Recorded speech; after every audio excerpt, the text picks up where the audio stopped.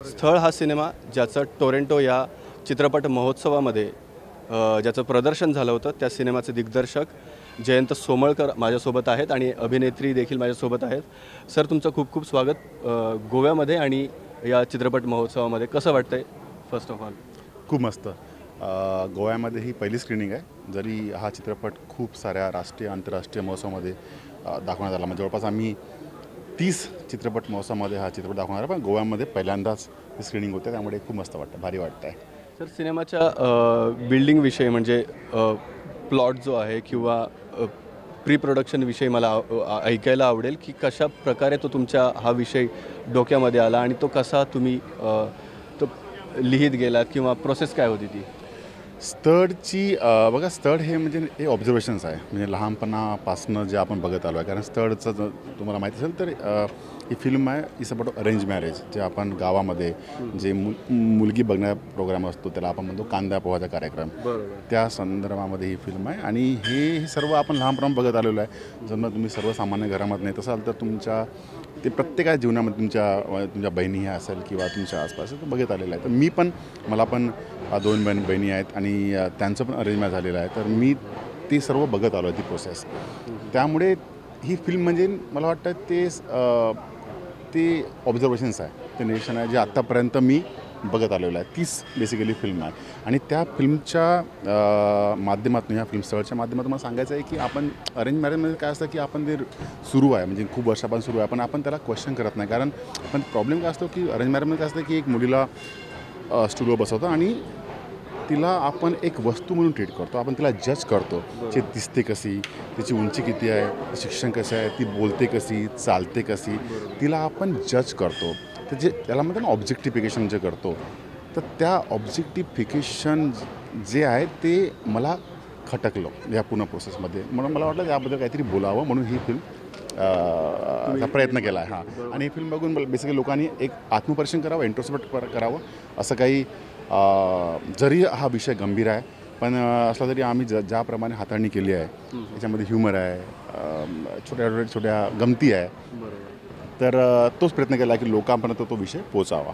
बरोबर सर, जसं तुम्ही सांगितलं की अरेंज मॅरेजच्या संदर्भातली ही स्टोरी आहे, ज्याला तुम्ही स्थळ म्हणता, कोकणीमध्ये आम्ही त्याला सोयरीक म्हणतो, सोयरीक आहेत। या फिल्मच्या कास्टिंगच्या संदर्भात तुम्ही या चित्रपटाची कास्टिंग कशी केली? ॲक्टर लोक बऱ्यापैकी सगळे नवीन दमाचे नवीन ॲक्टर्स लोक आहेत, त्यांचं कास्टिंग कसं झालं तुम्ही? कास्टिंग खूप मस्त, कारण याच्यामध्ये फिल्ममध्ये सर्व म्हणजे काय म्हणतात, जेवढे लोक आहेत ॲक्टर्स नाही आहेत, सर्व पहिल्यांदा काम करतात। नंदिनी ती ज्या कॉलेजमध्ये आम्ही ऑडिशन केलं होतं त्या कॉलेजमध्ये शिकत होती ती, आणि बाकी सर्व लोक ती त्याच गावातली लोक आहेत। तर खूप इंटरेस्टिंग आहे, म्हणजे मला एकदम खरी लोकं हवी होती, म्हणजे त्या भागात। कारण माझी फिल्म आहे, मी विदर्भामध्ये शूट केलेली आहे, विदर्भातल्या एका गावामध्ये, कारण मी तिथला आहे, आणि ज्या गावात शूट केली मी त्याच गावचा आहे, ज्या घरात शूट केली मी ते माझं घर आहे, त्यामुळे खूप पर्सनल कनेक्शन आहे। तर मला अशी खरी आणि तो ॲक्सेंट बोलणारी, कारण विदर्भाचा मराठीचा ॲक्सेंट थोडा वेगळा आहे, म्हणजे मुंबई पुण्यापेक्षा, तर मला तो ॲक्सेंट, तो डायलेक्ट मराठीचा हवा होता, त्यामुळे मी तिथलीच लोकं कास्ट केली, तिथलीच लोकं, आणि खूप सुंदर, म्हणजे सर्वांनी खूप सुंदर काम केले। म्हणजे तुम्ही नंदिनीला विचारू शकता कास्टिंगबद्दल, खूप ती काही गमती सांगेल तुम्हाला। सर, तुम्हाला त्यांच्याकडे जाण्याआधी तुम्हाला एक शेवटचा प्रश्न, मी फिल्म मेकिंग जे विद्यार्थी किंवा जी लोक फिल्म क्षेत्रात येऊ इच्छितात त्यांच्यासाठी हा प्रश्न विचारू इच्छितो की काय टास्क किंवा काय अडचणी येऊ शकतात जेव्हा तुम्ही इंडिपेंडेंटली हा फिल्म बनवू शकतो? तुम्हाला या सिनेमातनं काय शिकवलं किंवा काय अडचणी आल्या? खूप चॅलेंजेस असतात। इंडिपेंडेंट फिल्म बनवणं एवढं सोपं नसतं, म्हणजे एक तर पैसा, म्हणजे ऑब्वियसली तुमचं भांडवल कुठून येणार, पैसा कुठून येणार, तो तर असतोच, पण त्याच्या व्यतिरिक्त लोकांपर्यंत ती फिल्म पोहोचवणं, एकदा तुम्ही फिल्म बनवाल पण नंतर ती लोकांपर्यंत कशी पोहोचवणार, डिस्ट्रीब्युशन ज्याला म्हणतो आपण, ते खूप चॅलेंजिंग असतं। तर त्यामुळे मला वाटतं की पण काही भीती न बाळगता तुमच्यामध्ये ना एक कन्व्हिक्शन असणं आवश्यक आहे की मला ही फिल्म करायचीच आहे, काही हो, ते फार आवश्यक आहे। आणि जसं मी पण तसं केलं आहे. म्हणजे मला काही स्टुडिओ सपोर्ट नव्हता, काही नव्हतं. आम्ही 4 पार्टनर्स आहोत आणि आम्ही 4 पार्टनर आपला इक्वल अमाऊंट आम्ही स्वतःचा जवळचा पैसा खर्च करून ती फिल्म बनवली. कारण मला ती फिल्म गोष्ट सांगायची, मला बनवायची होती आणि मला जशी बनवायची होती तशी बनवायची होती. म्हणजे याच्यामध्ये असं काही नाही की मला एक कमर्शियल म्हणजे थोडं हे गाणी टाका, थोडं हे करा किंवा असं करू, हे ॲक्टर घ्या, ते ॲक्टर घ्या. म्हणजे एकदम जी ट्रीटमेंट मला द्यायची होती तीच ट्रीटमेंट मी दिली, करू शकलो कारण ती आम्ही स्वतः बनवली आहे. म्हणजे माझ्याकडून दडपण नव्हतं. तर ह्या गोष्टी सोपी नसतात, पण असं काही याच्यामध्ये फॉर्म्युला नाही आहे की मी सांगू की असं करा असं करा.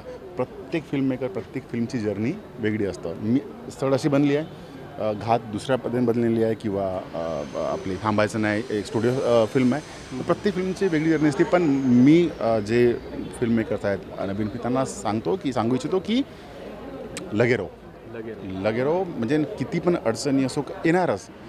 कोणताही फिल्ममेकर असा नाही की त्यांना सर्व काही सहज मिळाला, कोणतं नाही. तुम्ही लिहा, चांगले सिनेमा बघा, चांगल्या स्क्रिप्ट वाचा, थोडंसं हे करा, लोकांना बघा, ऑब्झर्व करा आणि फिल्म बनवा. करत राहा. एक दिवस तुम्हाला यश मिळेल. फिल्म मेकिंगचा हाच फॉर्म्युला आहे की लगे रहो, करत राहा. स्थळ या चित्रपटातील अभिनेत्री नंदिनी यांच्याशी आपण विचारूयात त्यांचा कसा अनुभव होता या चित्रपटामध्ये काम करण्याचा. ॲक्च्युली खरं म्हटलं तर मला आवड होती, पण कधी माहीत नव्हतं की अशी संधी मिळणार एका सिनेमामध्ये काम करायची. आणि कॉलेजलाच होते मी तेव्हा नोटीस आलेलं की ऑडिशन्स होणार आहे मराठी चित्रपटासाठी.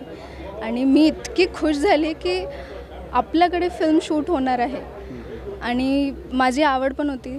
तर त्यामुळे मी ऑडिशन दिलं. तिथे मी बाकी जे मुलं होते त्यांना बघितलं आणि ते प्रिपेअर करून आले होते, पण मी प्रिपेअर नाही करून आली होती. त्यांना बघून मला असं वाटलं की अरे हे तर मी पण करू शकते. मी तिथे विचारलं सरांना की सर मी परत देऊ शकते का. ते बोलले की चंद्रपूरला ऑडिशन आहे. मी तिथे पण ऑडिशन दिलं आणि मग 1 महिन्यानंतर सरांचा कॉल आला मला की आय एम सिलेक्टेड.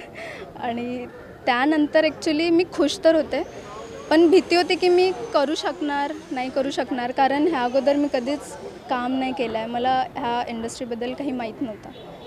पण वर्कशॉपमध्ये झाली बऱ्याच गोष्टी आणि शूटिंग करताना मला समजलं की ॲक्च्युअलमध्ये त्या जितकेही म्हणजे ज्यांच्यासोबत पण ते झालं आहे, बैठकचा कार्यक्रम झाला आहे, कोणाला आपली एक्झाम जाऊ दिली, ते मला सीनमध्ये ते मला जाणवलं की मला बैठकची प्रोसेस माहीत होती की कसं होते काय होते, बट ॲक्च्युअलमध्ये त्या मुलीच्या आत का फील होत आहे ते मला ते सीन करताना मला ते कळलं.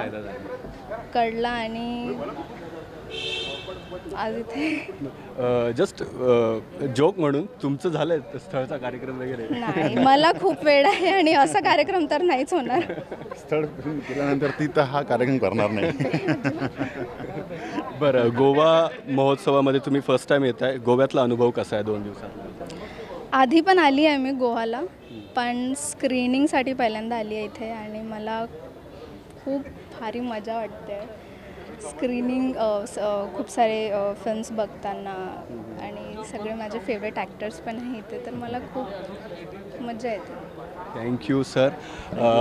अशीच वेगवेगळी स्थळं आमच्यासाठी घेऊन या. संबंध चित्रपटसृष्टीसाठी वेगवेगळी अशी स्थळं घेऊन या. या शुभेच्छा देतो आणि थांबतो. देव बरी करू. Thank you so much.